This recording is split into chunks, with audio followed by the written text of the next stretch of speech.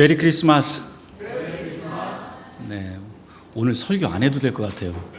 아유, 네, 감사드립니다. 아멘. 우리 옆 사람하고 같이 인사하도록 합시다. 메리 크리스마스.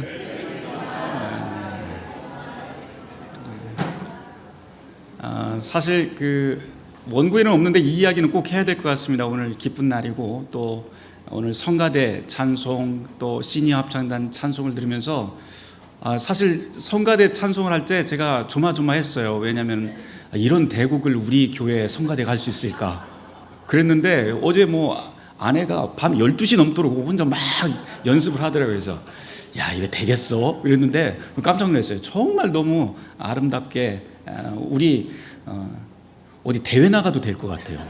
네. 대표로 우리 김은정 권사님에게 우리 큰 박수 부탁드리겠습니다.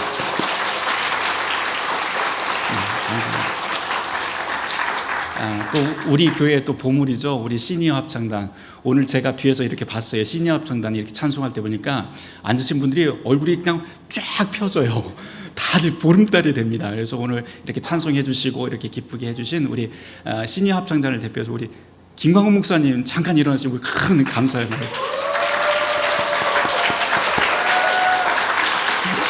감사합니다.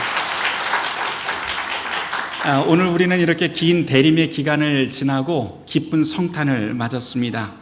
그동안 부르지 못했던 영광송도 우리가 이렇게 찬송을 하면서 오늘 이 예배를 시작을 하게 됩니다.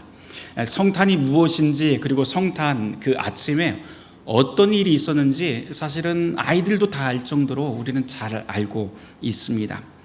2000년 전 아무도 주목하지 않았던 땅에 그리고 평범한 가정에 하나님의 아들이 태어납니다.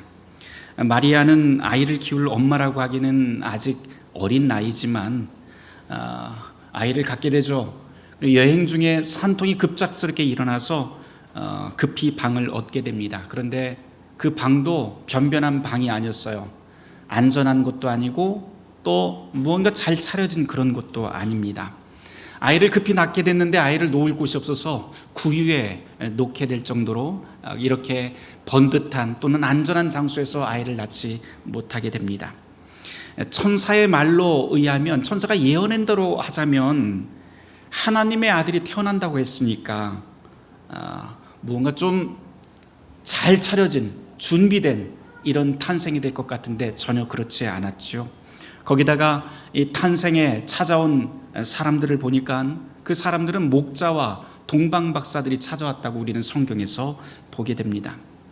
목자는 유대인이지만 사실은 안식일을 못 지키기 때문에 유대 사회에서는 굉장히 멸시받고 소위 죄인으로 취급받던 직업군입니다. 또 동방박사는 어떨까요? 우리가 성경에서는 동방박사라고 하니까 굉장히 좀 무언가 잘 배운 사람으로 알고 있지만 사실은 원어로 보면 마고이라고 해서요 점성술사를 뜻합니다. 다시 말해서 별을 보고 점을 치는 동방의 사람들입니다. 다시 말해서 이 사람들은 이방인인데다가 점을 치는 점쟁이들이죠.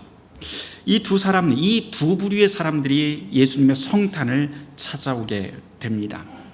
유대인들의 눈으로 봤을 때 목자건 동방박사건 사실은 둘 다 똑같은 공통점이 하나 있는데요. 이 사람들은 하나님의 눈밖에 난 사람들, 다시 말해서 유대인들 말로 하자면 지옥에 떨어질 사람들이 바로 이 사람들입니다. 그런데 하나님께서는 바로 이 사람들에게 가장 위대한 소식, 성탄의 소식을 가장 먼저 알립니다. 성탄과 관련한 우리 성경에 있는 이야기들을 쭉 보게 되면 사실 몇 가지 공통점들이 있어요. 그것은 전혀 예상하지 못했던 때, 기대하지 못했던 사람들에게 바로 하나님의 은총이 임했다라고 하는 것입니다. 이 사실을 좀 더 솔직하게 우리가 생각을 해보면 성탄의 역설이 보입니다. 그것은 이 모든 성탄의 사실들은 믿을 수 없다라고 하는 말입니다. 하나님의 아들이 하늘에서 땅으로 내려온다는 것 믿을 수 없습니다. 거룩하고 영원한 분이 유한한 인간의 몸으로 오신다는 것 믿을 수 없습니다. 목자와 이방인의 출산 축하를 받은 사람들이 온 인류의 구원자가 된다는 것 그것도 믿을 수 없습니다. 이렇게 온갖 믿을 수 없는 것 투성이가 바로 성탄의 이야기입니다. 하지만 성탄절에 우리에게 전해지는 복음의 말씀은 가장 믿기 어려운 일이 믿지 못하는 우리를 위해서 일어났다라고 하는 사실입니다. 천사를 통해서 우리에게 주어진 그 사건들을 한번 보세요. 천사는 믿을 수 없는 일을 믿지 못하는 사람들에게 전합니다. 말씀이 육신으로 우리에게 임했고 빛이 어둠에 비쳤다고 하는 요한복음 1장의 이 선언도 바로 이것이지요. 유대인과 헬라인, 부한 자나 가난한 자, 지혜자나 미련한 자로 서로 분열되었던 초대교회, 죽음과 공포가 가득했던 1세기 초대교회에도 전해진 복음이라고 하는 것이 바로 이 사실입니다. 믿을 수 없는 하늘의 소식이 믿지 못하는 곳에 임했다라고 하는 겁니다. 우리에게 성탄하신 예수님은 하늘과 땅 그리고 온 세계의 왕으로 나셨다고 우리는 알고 있습니다. 온 세상의 담과 벽을 허물고 절망의 자리에 믿음, 소망, 사랑을 채우신다고 하는 것이 예수님이 하시는 일, 성탄이 우리에게 몰고 온 메시지입니다. 하지만 문제도 있죠. 그리스도가 우리를 위해 나셨지만 세상은 알지 못한다라고 하는 사실입니다. 요한복음서 기자는 이 사실을 요한복음 1장 5절 말씀에서 이렇게 설명합니다. 빛이 어둠에 비치되 어둠이 깨닫지 못하더라. 이 복음서의 경고대로 믿지 못하는 사람들에게 성탄은 관심 밖의 일이 되고 믿는 자에게는 세상이 뒤바뀌는 엄청나고 기쁜 소식이 됩니다. 어제는 제가 마리아에게 나타난 천사 이야기를 했었는데요. 오늘은 천사가 목자를 만난 이야기를 조금만 더 해야 될 것 같습니다. 누가복음 2장에 나온 그날 밤 사건을 한번 여러분들 상상해 보세요. 일과를 마친 목자들이 이제 쉴 만한 시간이 되었습니다. 밤은 깊었고 목자들과 양들은 모두 언덕마루에 자리를 잡고 잠을 청하는 시간입니다. 그때 갑자기 천사가 그들 앞에 나타났죠. 난생 처음 보는 그 기이한 광경에 언덕의 모든 사람들, 모든 동물들이 놀라 자빠집니다. 어떤 사람은 도망했을 것이고 또 어떤 사람은 그 자리에 얼어붙었을 겁니다. 어둠을 뚫고 들어온 이 빛이 하늘에서 나자 이게 꿈인지 생시인지 분간하기도 어렵고 목자들이 쉬고 있던 그 쉼의 장소 쉼터는 일순간에 아수라장이 됩니다. 그때 하늘에서 크고 강한 천사의 음성이 들립니다. 누가복음 2장 10절에서부터 11절 말씀, 천사들이 이르되 무서워하지 말라. 내가 온 백성에 미칠 큰 기쁨의 소식을 너희에게 전하노라. 오늘 다윗의 동네에 너희를 위하여 구주가 나셨으니 곧 그리스도 주시니라 라고 말입니다. 이 기쁜 소식이 목자들에게 전해지는데 한번 생각을 해보세요. 왜 하필 목자였을까? 라고 하는 겁니다. 권력을 쥐고 있는 왕이나 거룩한 종교 지도자들에게 이 소식이 제일 먼저 알려졌다면 어땠을까요? 고위 지도층이나 지식인들에게 천군 천사가 먼저 나타나서 이 성탄 소식을 알렸다면 어땠을까요? 유대교 최고 재판기관인 산헤드린의 임원들에게 천사들이 나타나서 이렇게 이야기를 했다면 어땠을까요? 이 사람들은 모두 다 나름대로 구약 성경에 예언된 메시아를 기다리던 사람들 아닙니까? 천사가 이런 사람들에게 나타났다면 아기 예수의 탄생은 유대 사회에서 더욱더 크게 환영받지 않았을까요? 그런데 하나님께서는 이런 사람들에게 그 소식을 먼저 전하지 않습니다. 그 반대로 천대받던 목자들에게 이방인이라고 우습게 여기는 동쪽의 점성술사들에게 성탄의 소식이 알려집니다. 메시아가 오셨다는 이 복음은 신분이 높거나 명망이 있거나 소위 잘 나가는 사람들을 위한 소식이 아닙니다. 그분은 먼저 목자처럼 가난하고 상하고 연약하고 버림받은 사람들, 목자와 동방박사들처럼 그 주변인들에게 나타나십니다. 이 사실은 예수님이 탄생하신다면, 오늘 우리에게 탄생하신다면 예수님이 제일 먼저 어디를 찾아가실까라고 하는 것을 돌아보게 만듭니다. 성경의 그 말씀대로라고 한다면, 주님이 지금 우리에게 나신다면 그분은 주류 사회가 아닌 주변에서 유력한 사람이 아닌 관심받지 못하는 사람에게 안전한 곳이 아닌 하루하루 살아가는 게 곤란하고 위험한 자리에 주님의 성탄 소식, 그리고 주님이 나실 것입니다. 성탄의 소식을 들었던 목자들을 한번 돌아보죠. 그들은 유대 사회에서 목소리를 잃었던 사람들입니다. 목자가 그리도 천대받았던 이유가 있죠. 우리가 상식적으로 생각해도 될 법해요. 유대 사회에서 가장 필요한 게 여러 가지가 있겠지만 그 중에서도 양이라고 하는 동물은 유대 사회에서 필수적으로 필요합니다. 왜요?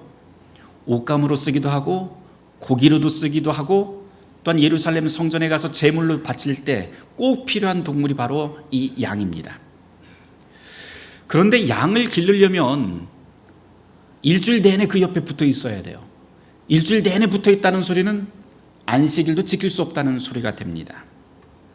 그런데 또 유대인의 율법을 보자 하니 유대인들의 율법에서 가장 큰 계명이라고 하는 게 바로 이 안식일 준수의 율법입니다. 그런데 하나님의 율법을 지키자니 안식일을 지킬 수가 없고, 양을 기르자니 안식일을 지킬 수가 없는 그런 상황들이 도래하게 됩니다. 그게 가장 큰 문제죠. 안식일은 지켜야 되는데 양은 필요해요. 어떻게 해야 될까요?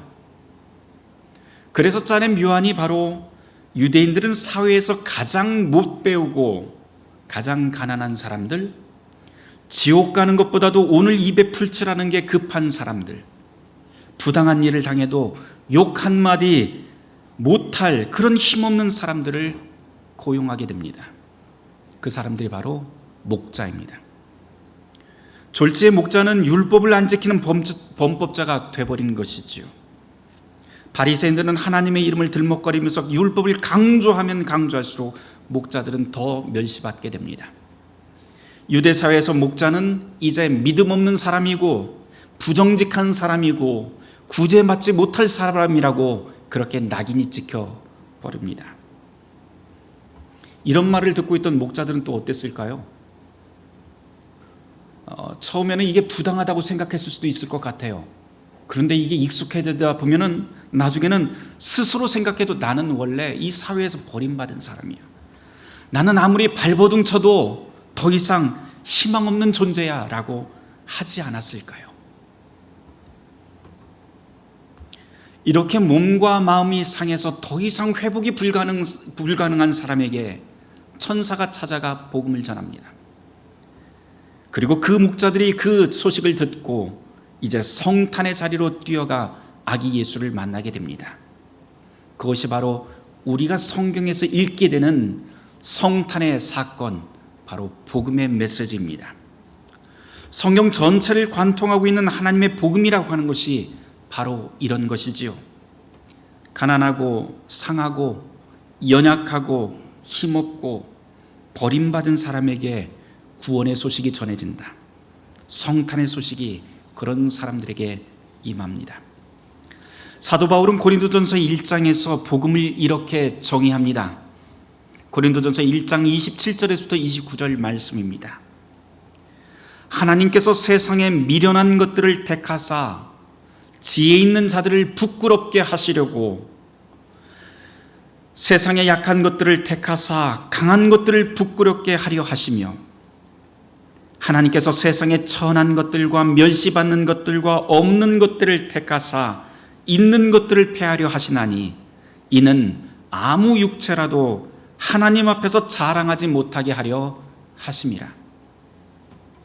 사랑하는 성도 여러분, 혹시라도 오늘 이 성탄 예배에 나오면서 그냥 나왔지만 속으로는 나는 지금 벼랑 끝에 서 있다고 혹시 그렇게 염려하고 계십니까?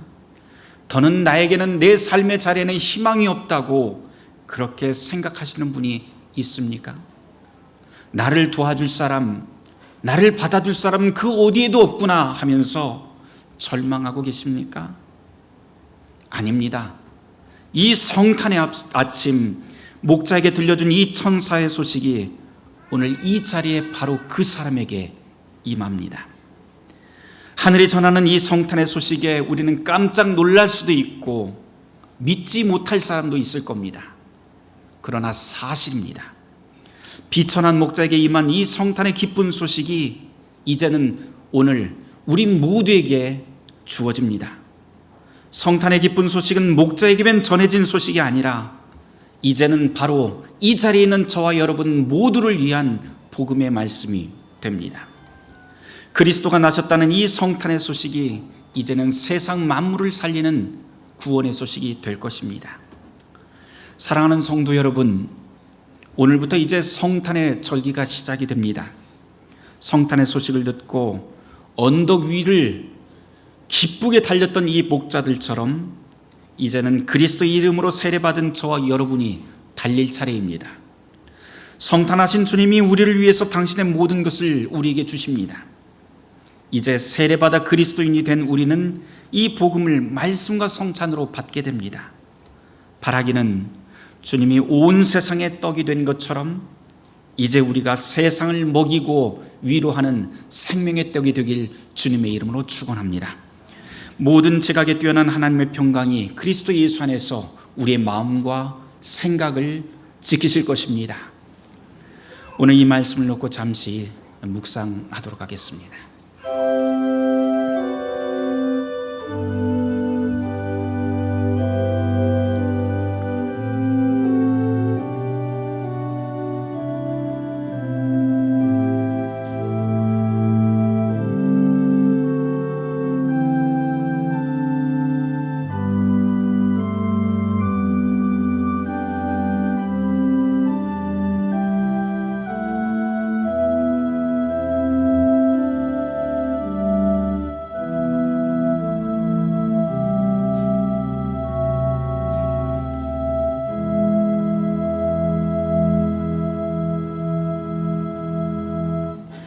주님, 우리에게 들려주신 이 성탄의 복음이 이제는 교회 담장을 넘어 이 세상에 계속 퍼지게 하여 주시옵소서.